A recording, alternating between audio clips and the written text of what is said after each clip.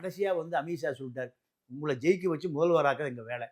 உங்களை ஜெயிக்க வச்சு முதல்வராக்க. ஆமா, எங்களுக்கு சீட்டு இவ்வளவு கொடு, நான் கேட்கல, ஷேர் ஆக்கல, எங்களுக்கு கௌரவமா கொடு. 4 சீட் இருக்கு இப்போ, எங்களுக்கு அது ஒரு கௌரவமா.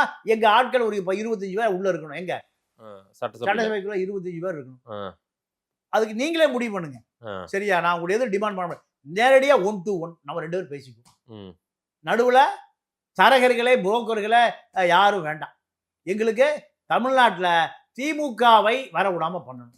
எப்போ எம்பிலையும் வர விடாம பண்ணணும், சட்டசபையிலையும் வர விடாம பண்ணணும். எங்க என்டிஏ கூட்டணியுடைய தமிழக தலைவர் நீங்க தான் சொல்லிட்டாங்க. ஆமா, அதனால அதை நோக்கி நகர்த்துங்க. மேற்கூட்டி என்ன பண்ணணும், யாரார ரெய்டு பண்ணணும், யாரார ரெய்டு பண்ணணும் அப்படி அதையும் கேட்டாங்க. நான் சொல்றேன். அப்போ இதெல்லாம் வந்து மைண்ட்ல ஓடும், மைண்ட் ரீடிங்ல ஓடும். சரி, சினிமால மைண்ட் வாய்ஸ் இப்படி நினைப்பான்ல, வாய்ஸ் வரும்ல, அது போல நான் சொல்றேன் மைண்ட் வாய்ஸ்.